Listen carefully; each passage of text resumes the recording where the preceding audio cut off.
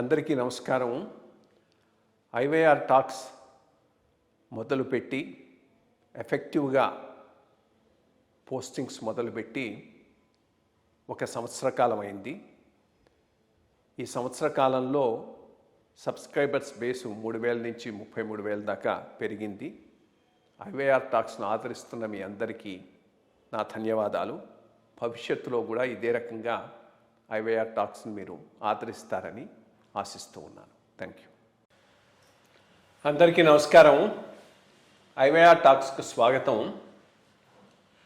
ఈ మధ్య తరచుగా పబ్లిక్ సర్వీస్ కమిషన్ వార్తల్లోకి వస్తూ ఉన్నది.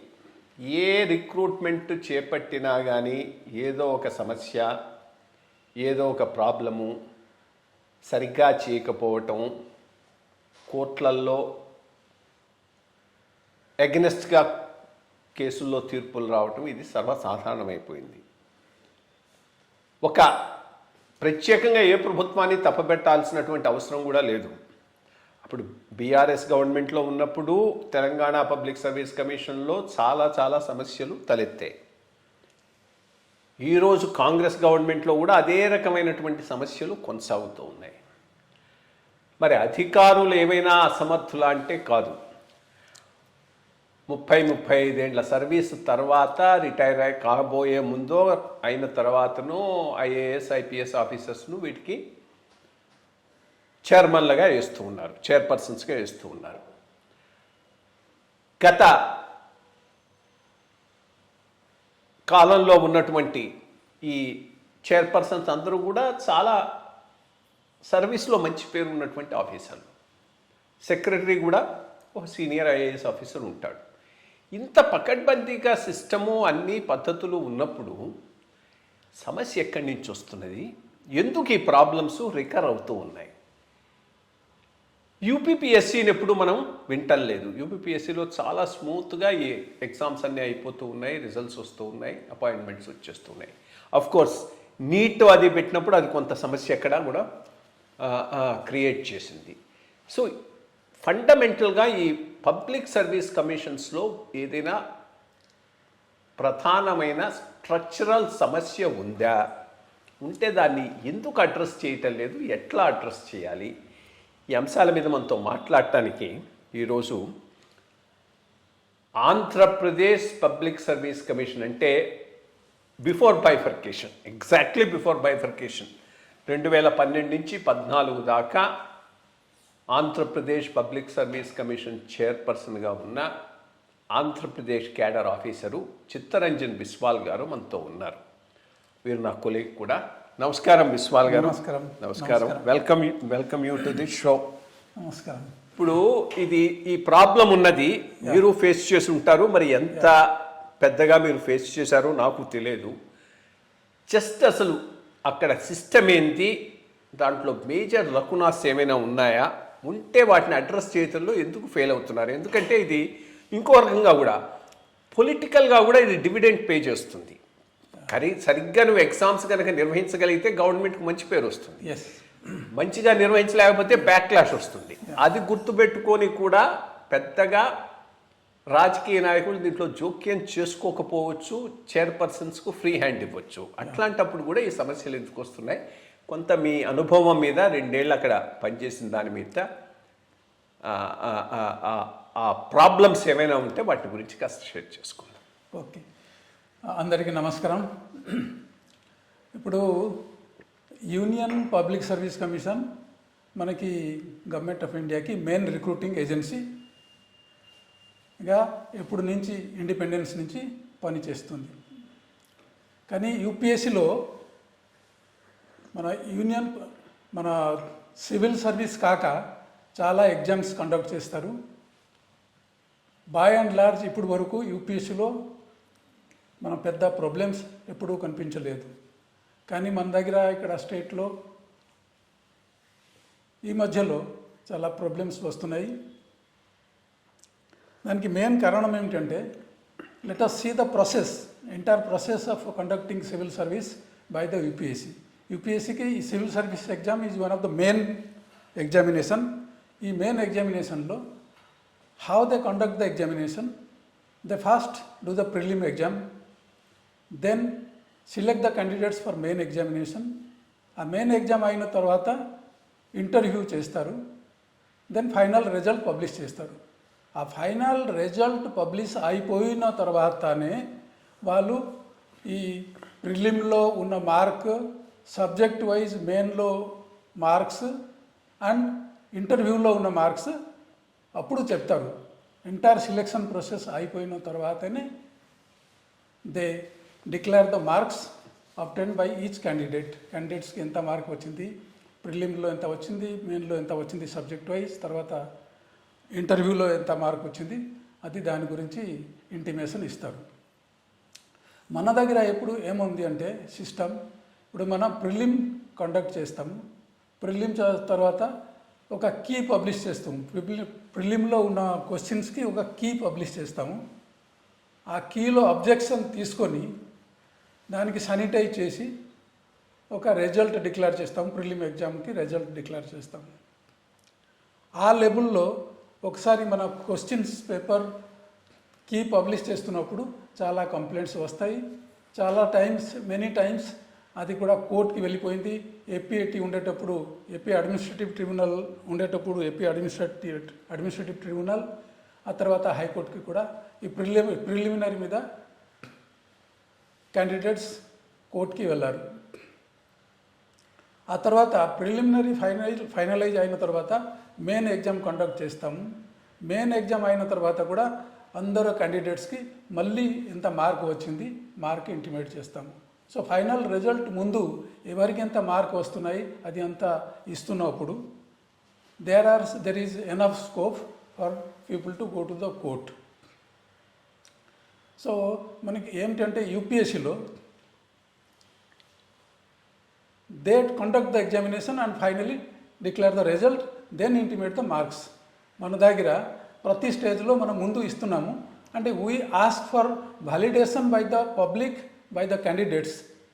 We want our system to be validated by them rather than having a robust system where we have faith that అన్నీ మనం కరెక్ట్గా చేస్తున్నాము, దానివల్ల రిజల్ట్ కరెక్ట్గా వస్తుంది and then we declare the final result. అదే పరిస్థితి మన దగ్గర లేదు. So we are more depending upon the validation by the public or the candidates. Right. That has to be ironed out. That has to be because once we expose ourselves for the public to validate our process, then naturally these problems will arise. People will go to the court. Okay, ఇప్పుడు నాకు అది అర్థమైంది. కానీ ఈ ప్రాసెస్ను set చేసింది రూల్సా, యాక్టా, ఎవరి intervention కావాలి? బికాస్ ప్రాసెస్ కనుక internal to APPSC or TPSC అయితే మీరే మార్చుకోవచ్చు. రూల్స్ అయితే గవర్నమెంట్కు పోయి మార్చుకోవాలి, లేకపోతే యాక్ట్ అయితే లెజిస్లేచర్కు పోవాల్సి ఉంటుంది. ఏ చీఫ్ మినిస్టర్ దగ్గరికైనా పబ్లిక్ సర్వీస్ కమిషన్ చైర్మన్ తీసుకొని పోయి ఈ ప్రాసెస్ వలన మనకు ఇంత ప్రాబ్లం అవుతున్నది, ఈ ప్రాసెస్ను మనం మార్చి యూపీఎస్సీలో ఒక ప్రాసెస్ ఉంది కాబట్టి అదే ప్రాసెస్ మనం ఫాలో అవుతామని చెబితే వాళ్ళు అబ్జెక్షన్ చెప్పే అవకాశం లేదు. ఎందుకంటే వాళ్ళకు అది పొలిటికల్గా ఒక పెద్ద తలకాయ నొప్పి వెళ్ళిపోయిందని అనుకుంటారు. Rules have to be made by the government. So as told this what ever suggestions UP public service commission chairman తీసుకొని గవర్నమెంట్లో రూల్స్ కూడా చేంజ్ చేయొచ్చు. అది నా వ్యూలో అది చేంజ్ చేసి వీ మస్ట్ ఫాలో, యూపీఎస్సీలో ఏ పద్ధతిలో ఫాలో చేస్తున్నారు అది మనం ఫాలో చేయాలా. కానీ దానికి రిక్వైర్మెంట్ అంటే our resources from different angle has to be strengthened. So like suppose preliminary, I'll tell one by one. Preliminary. So in the preliminary we conduct the prelim exam. So at that time the question paper has to be set. It's a error free question paper should be set, for which the question setter ki kodiga time ivala, question setter ki kuda proper remuneration ichi error free question okati tayar cheyala, and he should also question పేపర్తో పాటు key ఇవ్వాలా. Exam అయిపోయిన తర్వాత ఒక panel of experts పెట్టుకొని ఆ question paper మొత్తం ఒక్కొక్కటి క్వశ్చన్ దానికి ఉన్న ఆన్సర్ అంతా కరెక్ట్ ఉందా లేదా, ఎక్కడ ఏమి తేడా ఉందా, లేకపోతే there is any scope for any doubts, ఒక క్వశ్చన్లో ఒక 2 ఆన్సర్ అవ్వడానికి ఆస్కారం ఉంది. అలాంటి కేసులో ఈ ప్యానెల్ షుడ్ డిసైడ్. మొత్తం శానిటైజ్ క్వశ్చన్ చేసిన తర్వాత సపోజ్ దెర్ ఆర్ కొన్ని క్వశ్చన్స్ ఉండొచ్చు, ఎక్కడ దేర్ క్యాన్ బి 2 ఆన్సర్స్ రావడానికి ఆస్కారం ఉంది, or there can be possibility of any there is no definiteness about the answer of that question. అలాంటి క్వశ్చన్ మొత్తం తీసేసి ఆ క్వశ్చన్ సపోజ్ 100 క్వశ్చన్లో 99 క్వశ్చన్ ఆర్ 98 క్వశ్చన్స్ కరెక్ట్గా ఉంది, దాని ప్రకారంగా ఎవాల్యుయేషన్ చేసుకొని మళ్ళీ ఆ రిజల్ట్ ఏం మళ్ళీ అవసరం లేదు, మొత్తం కరెక్ట్గా 100% చూసిన తర్వాత then internally prepare the final result and select the candidates for going to the main examination as done in the UPSC. Right. For that, what we have to do is our resource personnel. In UPSC, the resource availability is very huge. They have the central universities, they have the other state universities, they have IITs, they have IIMs, they have so many other institutions where they have large number of very excellent faculties available as resource personnel. Mana dagira suppose we take Telangana, we will have mostly Osmania University and some of the new universities started. So resource personnel wise, we are much more limited compared to the UPSC. But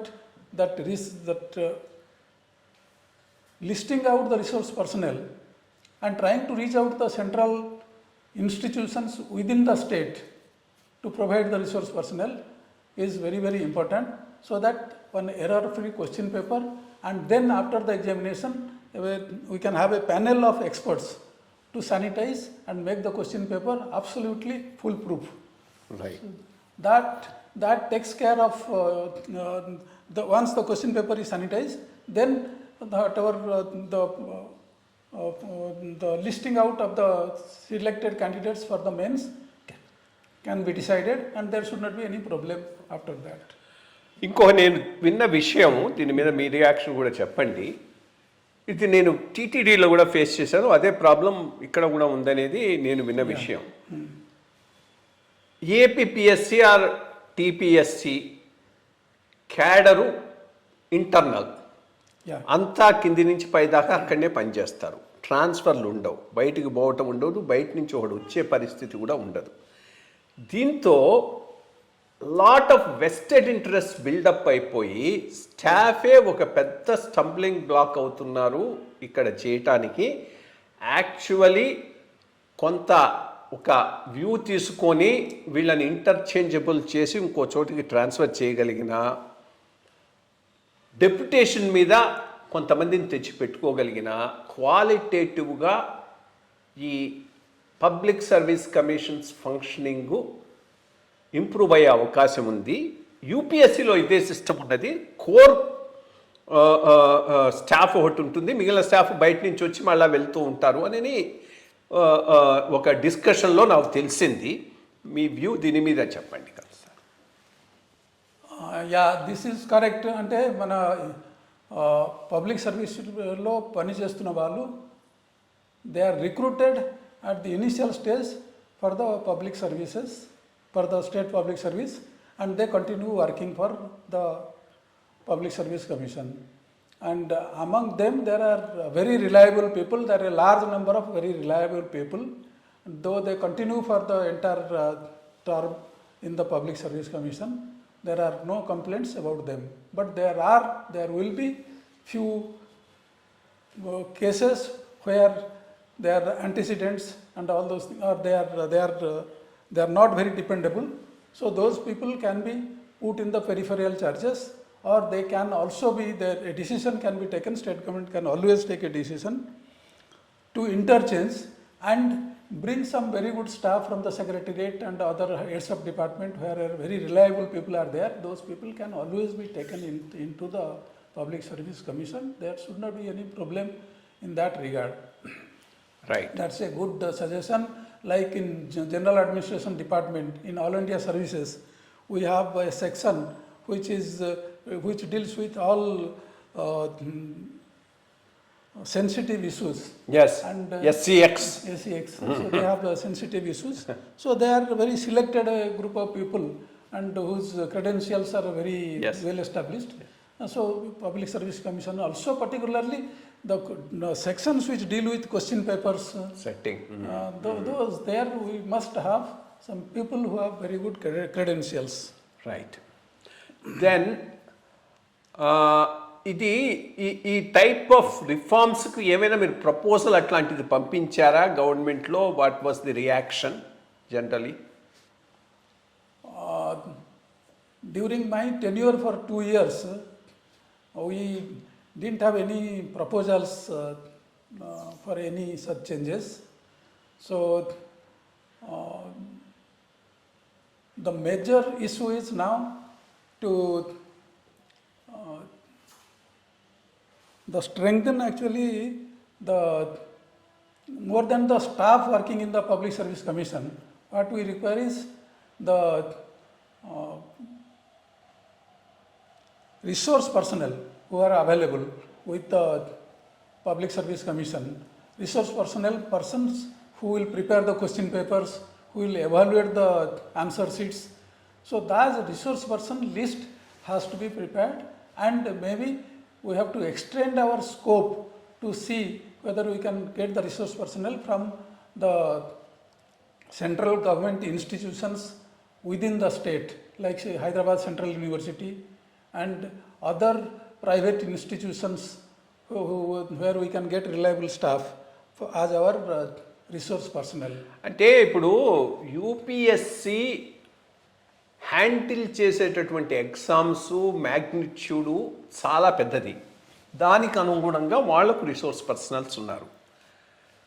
APPSC కానీ TSPSC కానీ manage చేసేటటువంటివి అంత పెద్ద లెవెల్లో ఉండవు, తక్కువ లెవెల్లో ఉంటాయి. మంచి యూనివర్సిటీస్ ఉన్నాయి. స్టేట్ యూనివర్సిటీస్లో Osmania long standing university, Kakatiya long standing university, ఆ పైన జిల్లాకు ఒక యూనివర్సిటీ పెట్టాము. There are triple IITs which are with in the state government. ఇక్కడ లొకేట్ అయ్యి ఉన్న సెంట్రల్ గవర్నమెంట్ ఎడ్యుకేషనల్ ఇన్స్టిట్యూషన్స్ కూడా కోఆప్ చేసుకోవచ్చు. సో రిసోర్స్ పర్సనల్ ఒక పెద్ద ప్రాబ్లం అని అనుకోవటానికి, because after all point is క్వశ్చన్కు ఆన్సర్కు సరైన లింక్ ఉండాలి, అంతే మోస్ట్ ఇంపార్టెంట్ థింగ్. మరీ అంత కాంప్లికేటెడ్గా ఇవ్వాల్సిన అవసరం కూడా లేదు. That being the case resource personals వల్లనే ఈ ప్రాబ్లం వస్తుందనేది కరెక్టా?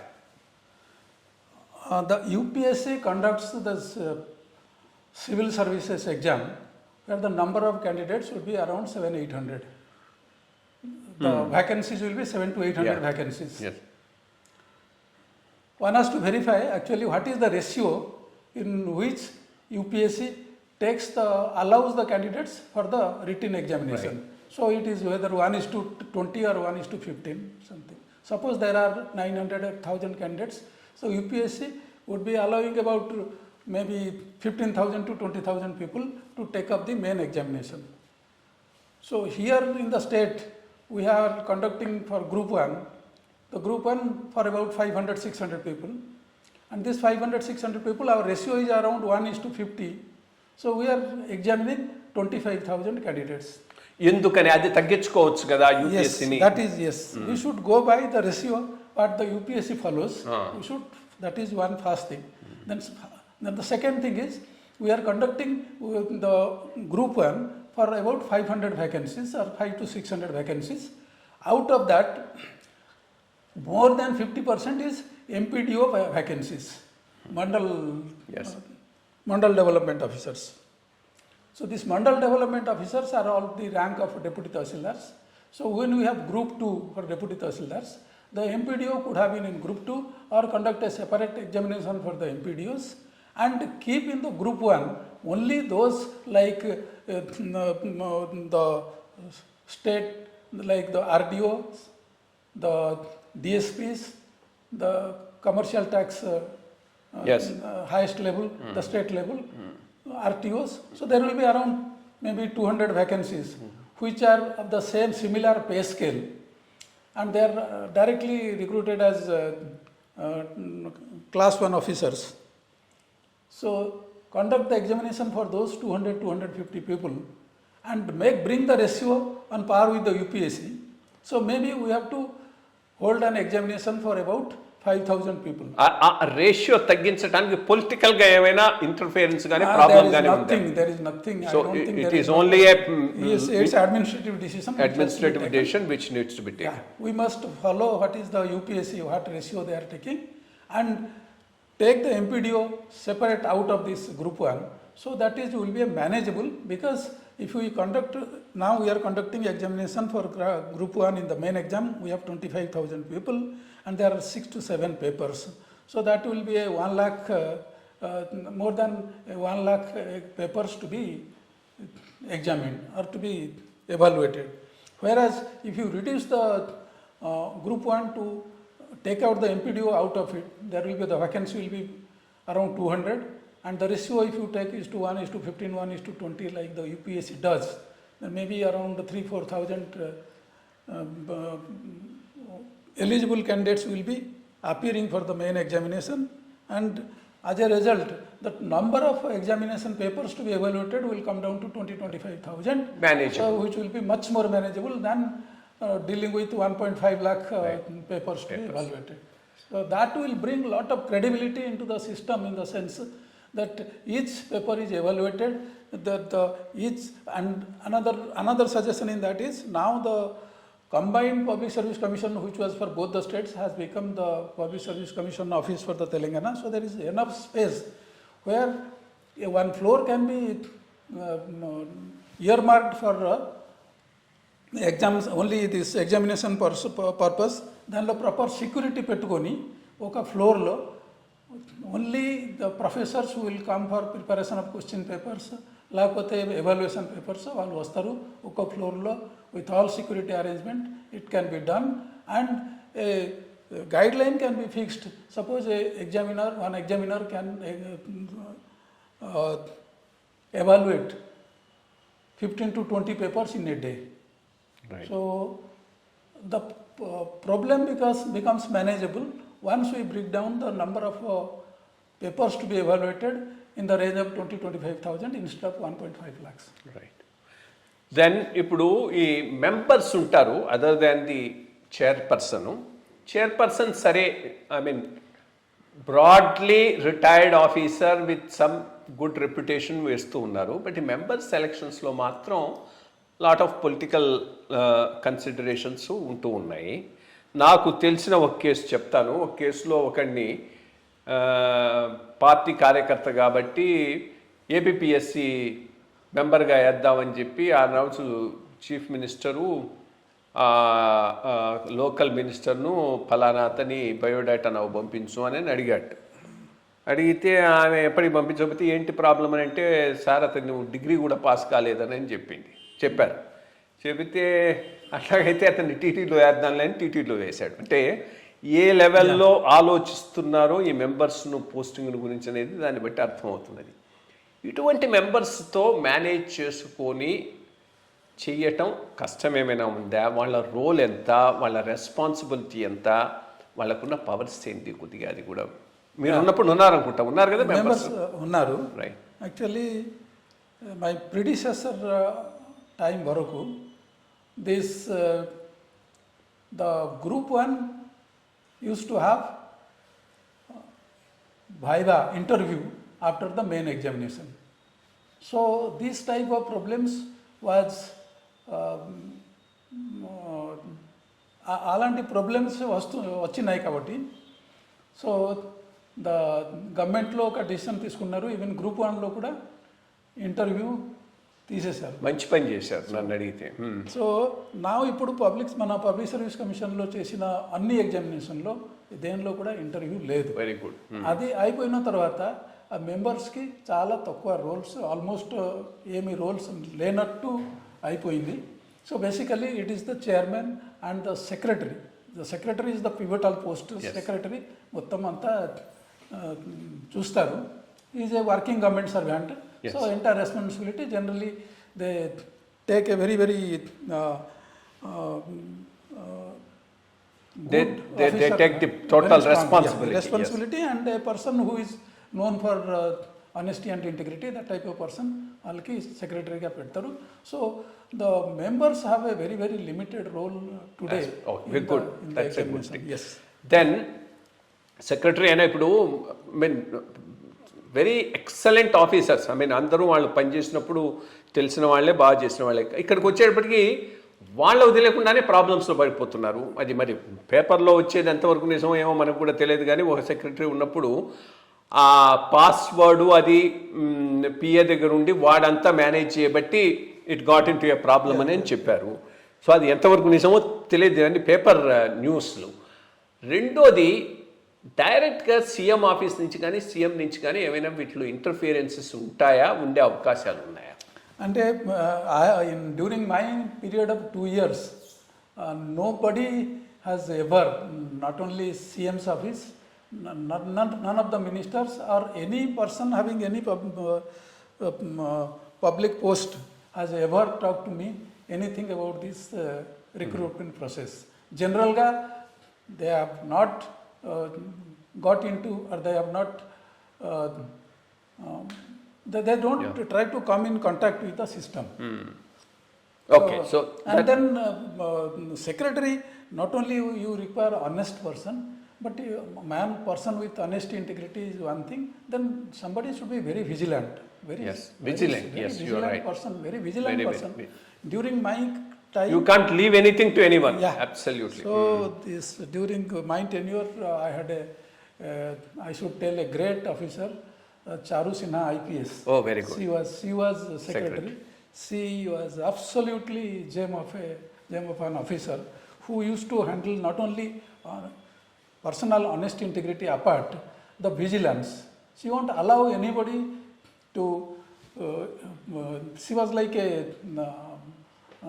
moving around the office and won't allow anybody from outside to enter into the UPSC also for any purpose. So the secretary has to be very vigilant, and since you are handling with the question paper and the publisher who is printing the question papers, you have to maintain such a relation that nobody except you knows what is happening. What is it?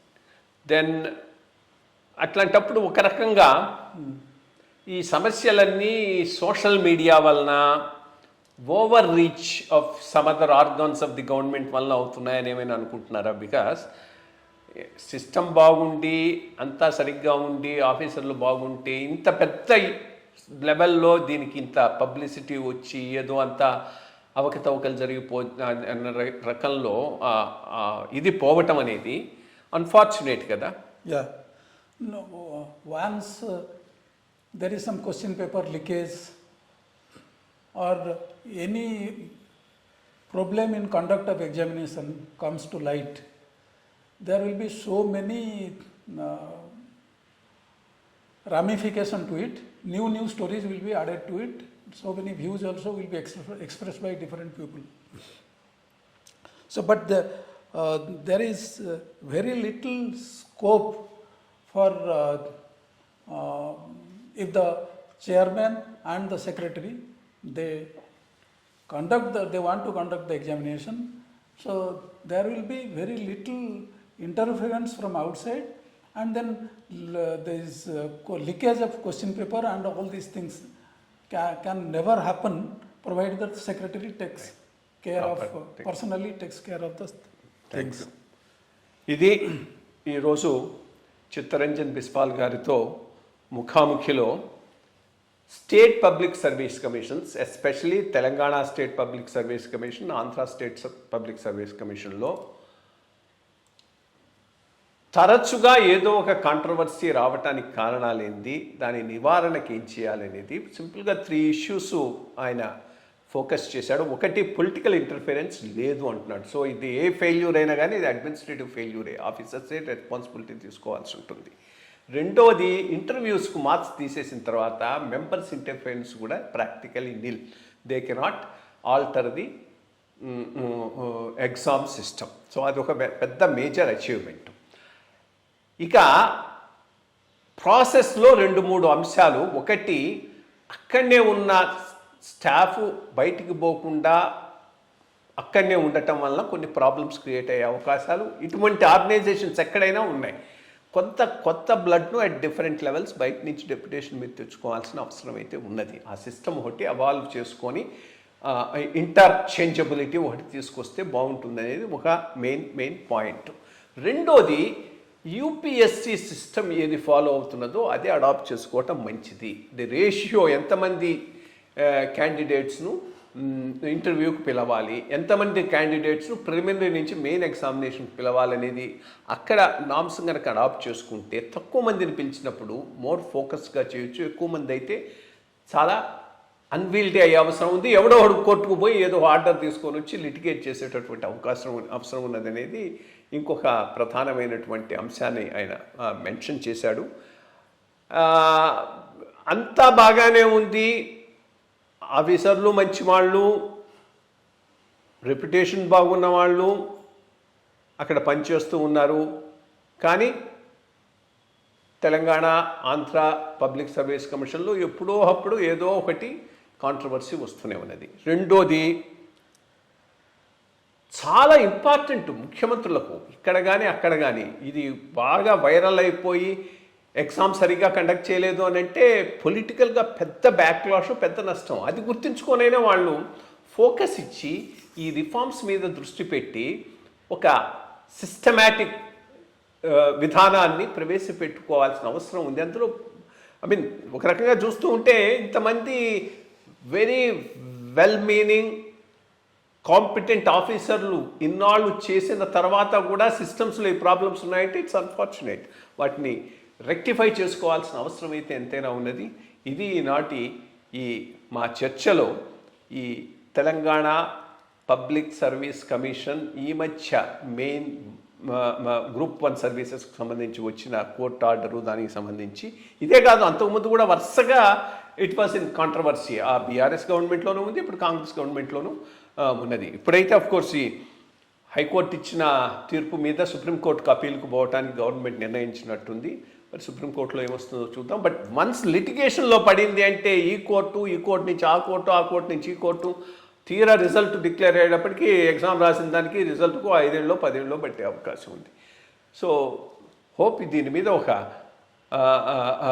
View తీసుకొని రేవంత్ రెడ్డి గారు committee వేసి ఇట్లాంటి farmer chairpersons బిస్పా లాంటి వాళ్ళను 3-4 పెట్టి problem ఏంది, దాన్ని ఎట్లా అడ్రస్ చేయాలి, రిడ్రెస్ చేయాలి అనే దానికి దృష్టి పెడతారని మనం ఆశిద్దాం. అంతకు మించి మనం చేయగలిగింది ఏదో ఆశించడమే మనం చేయగలిగినది. Thank you.